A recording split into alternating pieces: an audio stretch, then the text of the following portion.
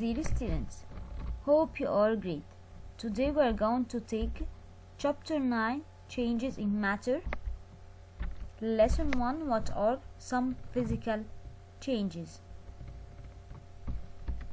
Let's start. Physical change. So, what's meant by physical change? Physical change is a change that happens in matter without changing the material itself, or the material that made up the matter. For example, here, if we cut this large piece of wood into two halves, so what happened? The shape and the size of this piece would change, but the material that made up the wood are unchanged. So you can change the matter in different ways. Wood is a matter. So wood is a matter. Wood is made up of particles, small particles, tiny piece of materials we cannot see without microscope.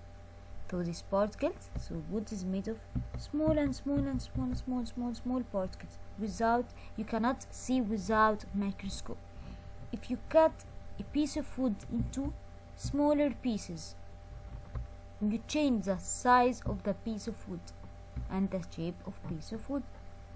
Each piece is still made up of the same particle as the whole piece.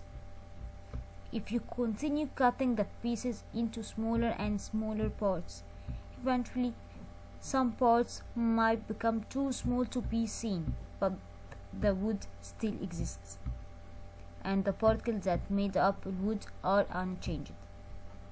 Look here, this is a small pieces of wood. So again, if I cut the large piece of wood into smaller pieces like this, each piece of this still contain the same material that made wood, still contain the particles. So this is called physical change that happen in the shape and the size without change the material or the particles that made up the matter.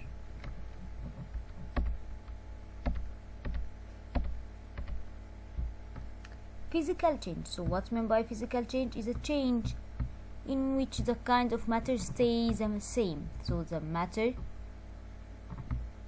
kind of matter or the material that made the matter doesn't change. For example, change in a shape.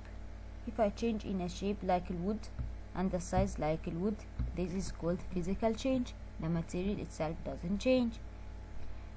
Our state of matter or a physical change.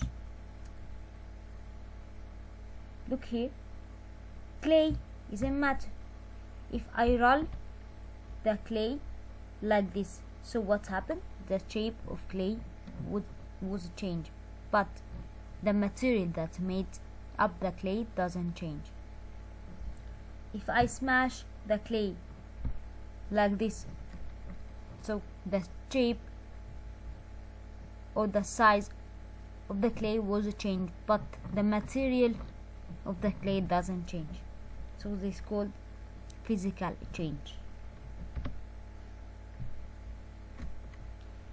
Also, if I change in the state of matter or a physical change, look here,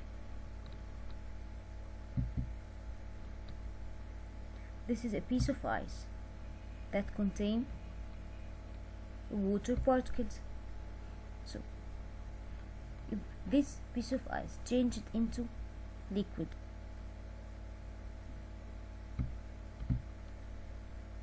by process of melting, so what happened to this piece of ice? It changed into liquid, but the material that made liquid is still the same as that made ice. So This ice in form of solid state contain H2O water particles.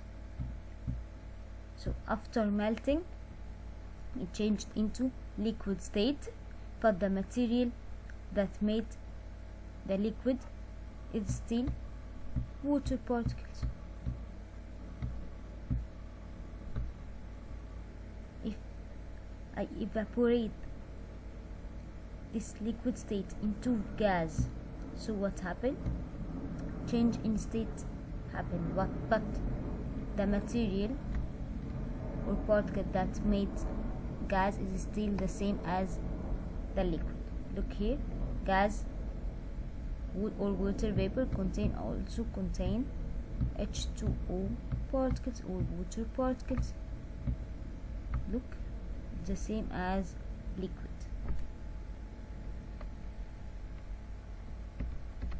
Another example: tearing, folding and crumpling a piece of paper changes the shape and the size of paper, but the particles that made up the paper are unchanged.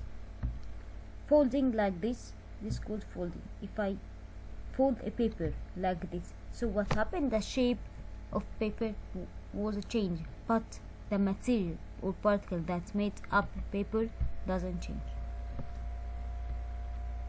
Look here, if I crumpling a paper like this, so what happened?